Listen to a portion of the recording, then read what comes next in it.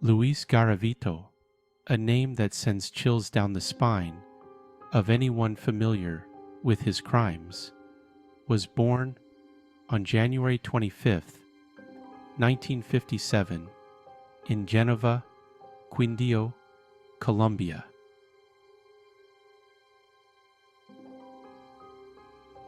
His early life was far from idyllic. Garavito grew up in a poor family, the oldest of 7 brothers, in a rural area marked by hardship and struggle. His father, an abusive alcoholic, inflicted both physical and emotional abuse on Garavito and his siblings, creating a deeply traumatic environment. This toxic upbringing would later be seen as a critical factor in shaping the disturbed individual he became.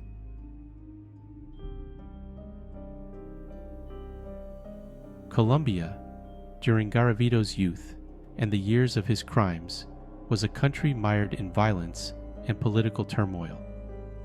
The Colombian armed conflict, which began in the mid-1960s, was at its peak during the 1980s and 1990s. This conflict involved government forces, paramilitary groups, and guerrilla fighters, leading to widespread violence, displacement, and fear among the population.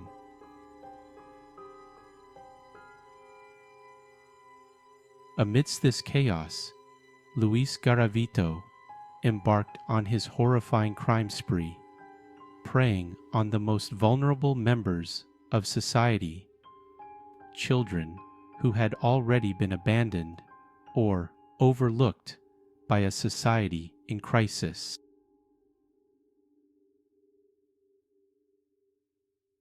One significant global event that coincided with Garavito's crimes was the fall of the Berlin Wall in 1989, which marked the beginning of the end of the Cold War. While the world was witnessing the collapse of a geopolitical divide and the promise of a new era, Colombia was still trapped in a cycle of violence and instability. This juxtaposition highlights the stark contrast between the global optimism of the time and the grim reality faced by many Colombians.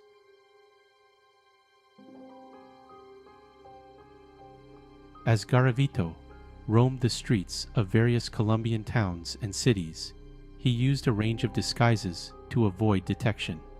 He would pose as different authority figures, a monk, a teacher, or even a homeless man, to gain the trust of his victims.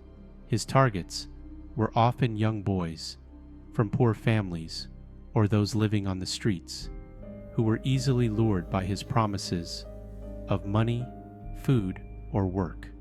Garavito's ability to manipulate and deceive was chillingly effective, allowing him to continue his crimes for years without being caught.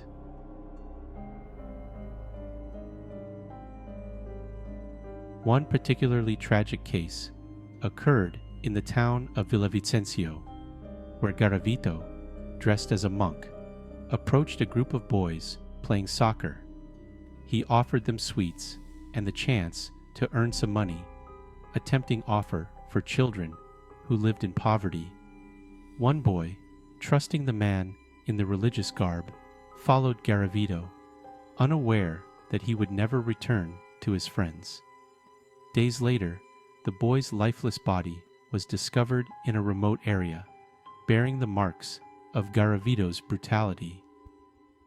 Another haunting example took place in Pereira, a city already scarred by the ongoing civil conflict.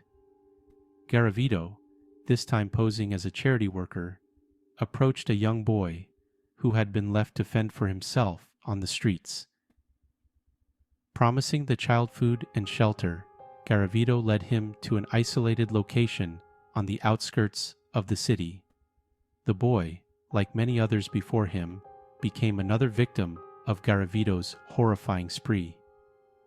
His disappearance, like so many others, went largely unnoticed in a country overwhelmed by violence and suffering.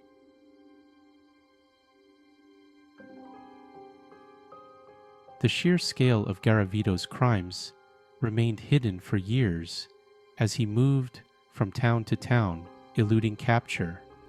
However, the authorities began to notice a pattern in the gruesome discoveries of children's bodies across various regions of Colombia. The similarities in the methods used and the profiles of the victims pointed to a single perpetrator, but it would take time before Garavito's name emerged as the prime suspect.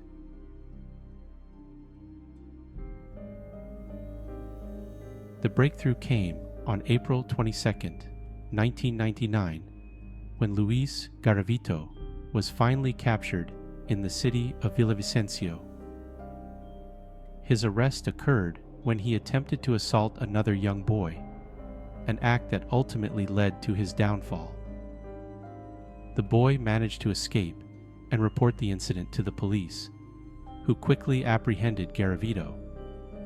At the time of his capture, Garavito was unrecognizable as the charming and manipulative figure who had evaded law enforcement for so long. Once in custody, Garavito's confessions shocked even the most hardened investigators. He admitted to the murders of over 140 children, describing in detail how he lured, tortured, and killed his victims. The evidence recovered from crime scenes, combined with Garavito's confessions, provided a chilling account of his crimes. However, many believe the actual number of victims could be much higher, potentially exceeding 300. Garavito's capture brought a sense of relief to a nation that had been living in fear for years. The families of his victims, who had longed for answers, finally had a semblance of justice. However, the horror of what he had done left a deep scar on Colombia, a country already reeling from decades of conflict and violence.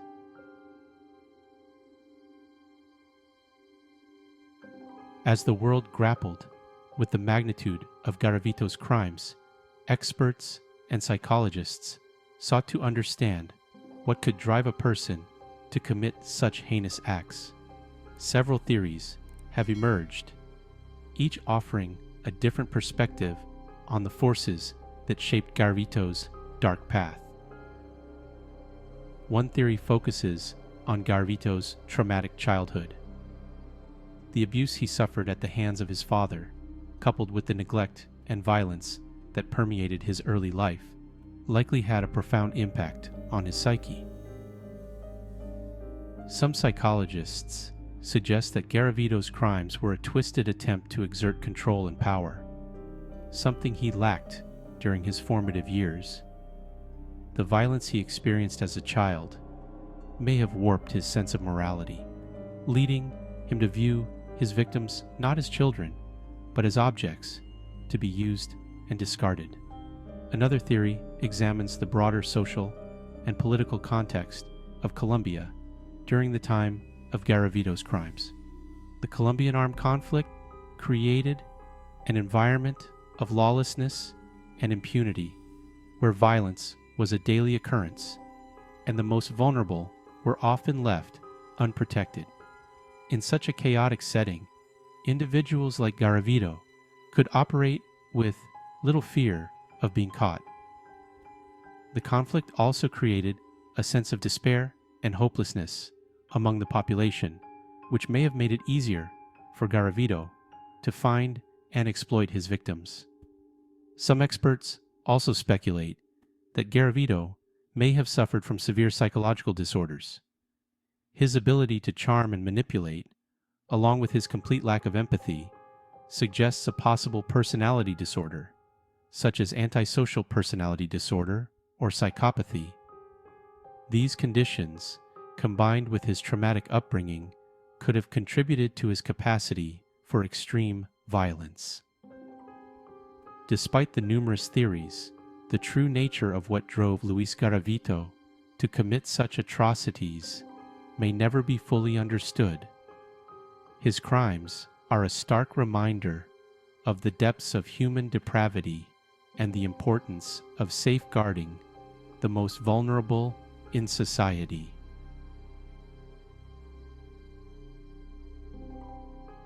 The legacy of Luis Garavito is one of tragedy and loss, but it also serves as a call to action, to protect those who cannot protect themselves and to prevent such horrors from ever happening again.